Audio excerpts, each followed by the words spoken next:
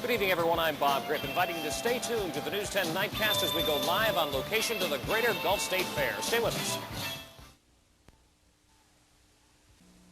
TV 10 Mobile. And now, on location at the Greater Gulf State Fair, Ron Gollnick, Bill Evans, and Bob Grip. This is the News 10 Nightcast. Good evening, everyone. I'm Bob Grip on location at the Greater Gulf State Fair. About 200,000 people are expected to attend the fair over the next 9 days. The gates were opened at 6 tonight when Azalea Trail Queen Kathleen Stein cut the ribbon. There are 50 games and 50 rides out here and over 150 exhibits to feast your eyes on. Tonight, Nightcast reporter Rod Odom fills us in on some of the things that are going on here.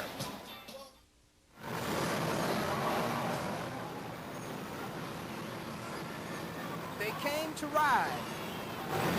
A record crowd is expected here tonight, more than 22,000 people. From atop the giant Ferris wheel, well, you can see for yourself. But there are many more things to do here than ride, like playing games. How about seeing the smallest horse? Look how little it is.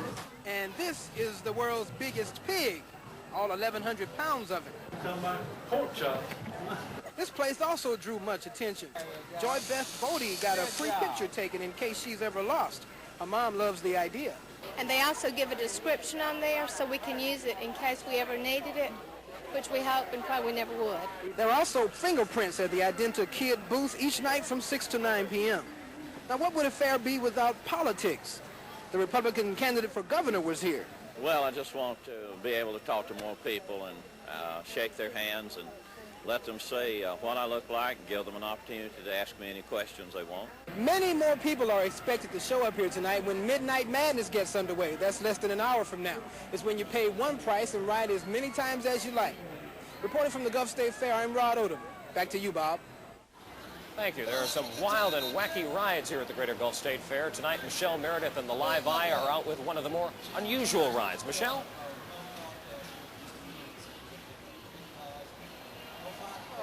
Altus is one of many animals at the petting zoo next door here. What's it like in there? Okay, how does this work? How does this work? It's a quarter a cup to feed the animal. Okay. You want to make sure you hold your hand flat. Put the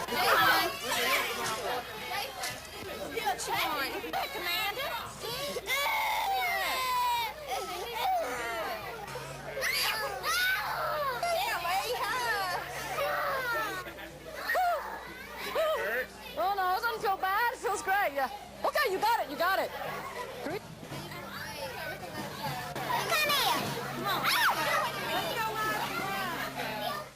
Altus is not your basic camel. Altus likes to drink Coca-Cola, and he's going to give us a little demonstration. Oh! Slipped out of his mouth.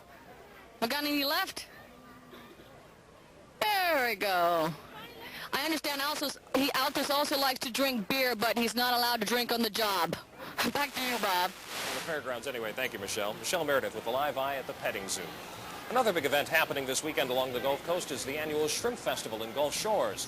Thousands showed up for opening day today, and as Nightcast reporter Reynolds tells us, shrimp isn't the only attraction at this fair. If you thought going to the Shrimp Festival just meant eating all day, well, just watch Alan crochet with a piece of wood, or Mickey Dexter make bracelets. They're just two of nearly 200 craftsmen who are here to show and sell their works of art. These are bayou scenes, Cajun things, plantations, Louisiana primarily. Opening day meant there was still some setting up to do and a smaller weekday crowd. Slow. Friday's always slow.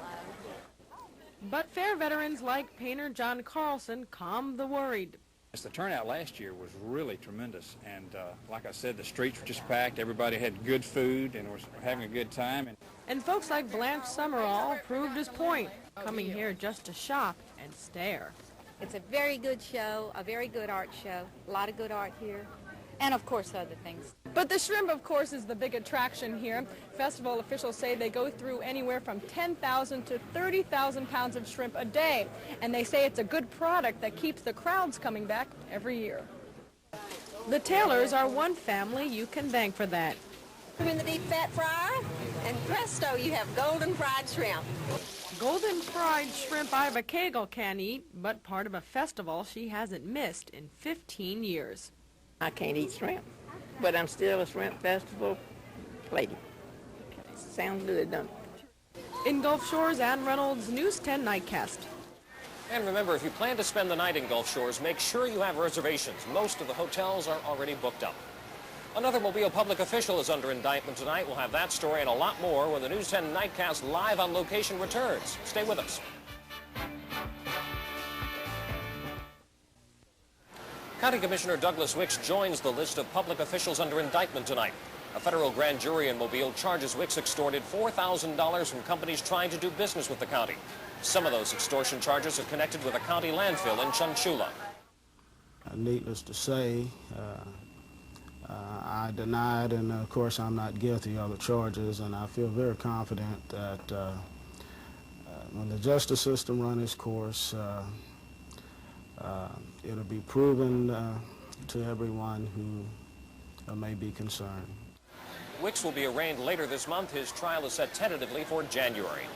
A man accused in a murder-for-hire scheme is free tonight. A jury in Mobile acquitted Grady Lambert of capital murder. He had been on trial all week for the 1977 slayings of Jesse and Irene Doty. Lambert is the second person cleared of the killings. Earlier this year, charges were dropped against Mobile businessman Lee Jackson. No decision has been reached tonight in the textbook trial in Mobile. State School Board official John Tyson testified that some Alabama textbooks don't have as much religion as some parents would like, but he says he's never seen a total lack of religion in the books. The trial is trying to solve a dispute in which some parents claim the current textbooks promote secular humanism, which they say is a godless religion. Local longshoremen are on strike tonight. The 600 members of the International Longshoremen's Association are striking the Mobile Steamship Association in a dispute over overtime pay. However, the two groups are meeting tomorrow morning to try to work out their differences. Both of the key players in this weekend's Superpower Summit meeting are ready for tomorrow. Soviet leader Mikhail Gorbachev arrived in Iceland today, promising to search for solutions to the burning problems of the world. President Reagan, meanwhile, spent the day with his aides boning up on strategy. The death toll in El Salvador continues to climb tonight in the aftermath of earthquakes. That country was shaken by 2 quakes this afternoon, and so far there are reports 150 people have been killed. Reports on damages are sketchy since most communication has been knocked out. U.S. scientists say the major quake measured 5.5 on the Richter scale and was centered very near the capital of San Salvador. Bill Evans is standing by with the live eye with his AccuWeather forecast. Bill, what's the weekend weather look like? Bob, I am right here with the tidal wave. And we have got a lot of screaming tidal wave riders. They're riding it out tonight. It looks like the weather this weekend is going to be great for riding outdoors or doing just about anything. I'll talk about that. Don't go away.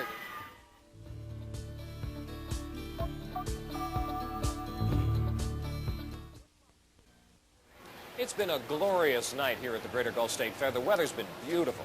And Bill Evans is standing by live on the Midway to give us his AccuWeather forecast for the rest of the fair weekend. Bill, what ride are you on tonight? Well, I'm right in front of the tidal wave, Bob, and everybody's gathering around to ride it, and it is a ride that you won't forget. You really won't forget it if you've had a couple of chili dogs and maybe some cotton candy. Now, I got a good little friend here with me. His name is Adam, and Adam is having a good time. Adam, what did you have? You had a snow cone and some cotton candy. Are you having a good time? Yeah. Good. Have you been on the rides? Yeah. He is virtually speechless. He is having such a good time, aren't you, Adam? All right, you stay right here with me, okay? Across the Gulf Coast, it's going to be a beautiful weekend. Just like we told you last night, we thought it was going to be good, and it's turning out to be just that. Low temperatures tonight across the Gulf Coast, very mild everywhere. At Destin and Fort Walton, it is 71 for tonight, 69 in Crestview, 69 in Milton, Florida tonight, 66 in Atmore, 67 in Bruton. It'll be 67 in Bay Minette, 65 in Axis, Alabama for you there, and in McIntosh, 64 tonight. Right along the Gulf Coast in Mobile County, Cody in 69, and in Mississippi, 68 from Ocean Springs to 69 in Moss Point. How warm will it get tomorrow? It's going to continue to be quite warm all along the Gulf Coast throughout the day. It's going to be a warm day and mild. Look at New Orleans, 84. Down at the Gulf, it should be around 83 at Gulf Shores to Pensacola in that area, 84 at Destin tomorrow. In Jackson, Mississippi, 85. Meridian, Mississippi, 85. In Birmingham tomorrow, 81. And if you're traveling to Atlanta, it's going to be 82. Here's my forecast weather map for tomorrow. I'm expecting high pressure to fill in over the southeast.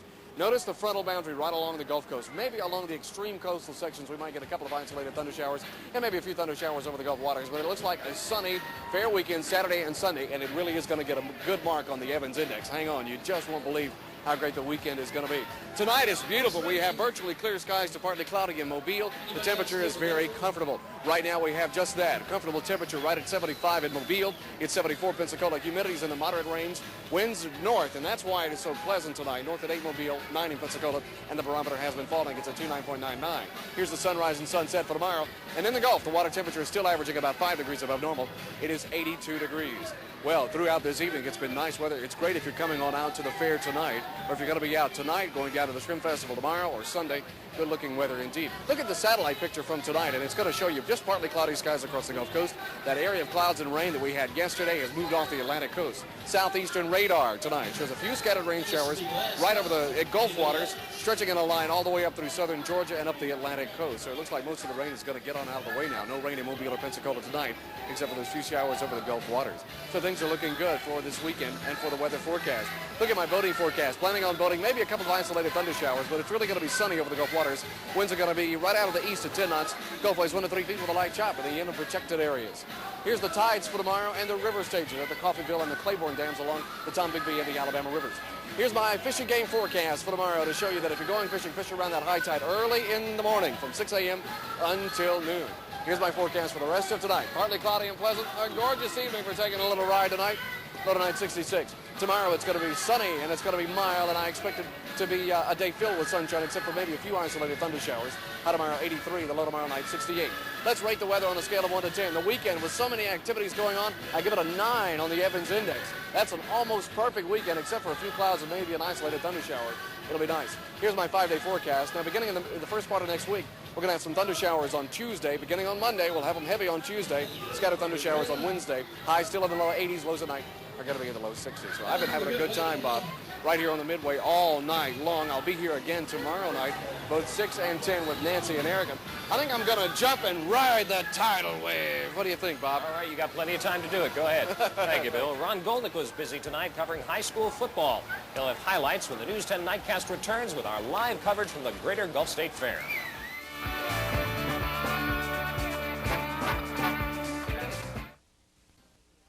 Well, it's been a busy, fun night here at the fair. It's been a busy night for high school football, too. I think it must be a full moon. I'm having a good time at the fair. You're having a great time. It's really nice to be out here. It is. And there were some upsets and some near upsets tonight. In fact, one local team won for the first time in 2 years. We're going to tell you all about it, but we're going to start tonight at Ladd Stadium, where second-ranked McGill put its perfect season on the line against number 7 Murphy. This was almost an upset. Panthers led 7-3 at the half, but in the third quarter, McGill explodes. Tony Ezel on the handoff to Lawrence Diamond. He fights his way in. It was 10-7 McGill. Later in the quarter, Ezel hits Kurt Luff on the sideline. The play picks up 39 yards all the way down to the Murphy 9. A little bit of Air McGill right there. Then in the very next play, Ezel to the far sideline, spins away from 3 tacklers.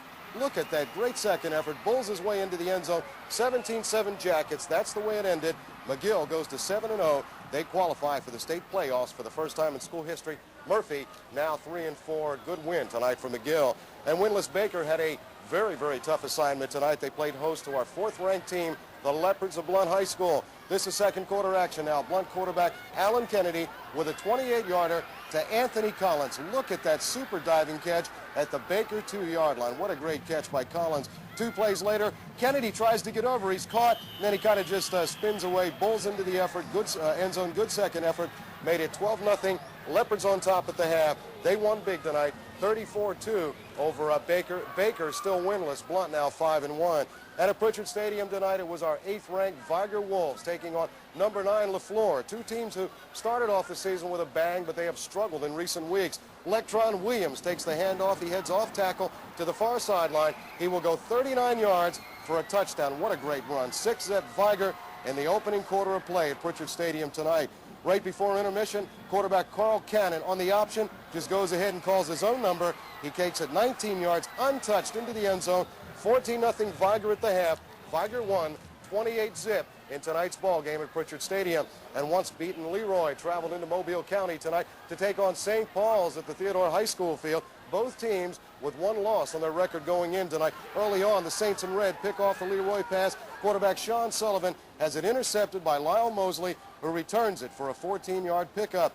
And that would set up the first St. Paul's touchdown of the ball game. 4 plays later, Trip Wallace rolls out. He hits bow marks right in front of the cameraman. A 30-yard score made it 7-0 Saints. At last report, it was still 7-zip. St. Paul's leading Leroy at Theodore High tonight. And the Bulldogs of UMS tonight were at home taking on Southern Choctaw from Silas. Second quarter action. Now, this is a dandy play. Choctaw leading 6-0. They punt to UMS. Byron Adams fields it at his own 40-yard line, cuts to the left, and look at this run. He will stumble over people, jump over people. He's coming to the near sideline, goes into the end zone, a 60-yard score, 7-6, UMS leading at the half, and we don't have a final. But the last score we had reported tonight, UMS still leading Southern Choctaw by 1 point. Now, in other games tonight, here's the upset of the night. Bay Minette, winless in 18 straight games, upset third-ranked Fairhope tonight, 21-6. So Fairhope falls to 4-2. Bay Minette now 1-6. Mary Montgomery defeated Theodore tonight. Final there was Montgomery over Theodore, 12-6. Robertsdale beat W.S. Neal of Bruton, 14-7 in overtime tonight. Citronelle was leading Williamson at last report. 2 minutes to play, 14-6 in the fourth quarter. Davidson shut out Satsuma tonight, 6-0. Alba fell to Century, Florida, 20-13. And Flomaton led Mobile Christian about 4 minutes to play in the fourth quarter, 21-6. At the rain-delayed Pensacola Open at Perdido Bay Country Club today, Phil Blackmar has moved ahead of the pack. He had a 7-under par 64. Round 2 tomorrow. 36 holes scheduled because of the rain on Sunday. And in the American League playoffs tonight, game just ended moments ago. We'll roll the tape. 1-1 in the 7th inning. Angels at bat. Dick Schofield with a solo shot to left off the dipstick himself. Oil Can Boyd made it 2-1 in favor of California, but the Angels were not done. Later in the same inning, Gary Pettis, a 2-run homer to right center field. It was 4-1 California after 7. As I said, the game just ended. Angels win 5-3. They take a 2-1 lead in that best-of-7 series. And, Bob, I know you got to be upset over that tonight because you're the biggest Red Sox fan I know. Coming up tomorrow night, 6 and 10. Eric will be out here. Highlights of Auburn and Alabama. Join us then. All right, thanks, Ron. The stock market gave up some ground today. Dow Jones Industrial Average lost about 3.5 points in active trading. The News 10 Nightcast live on location will continue. Stay with us.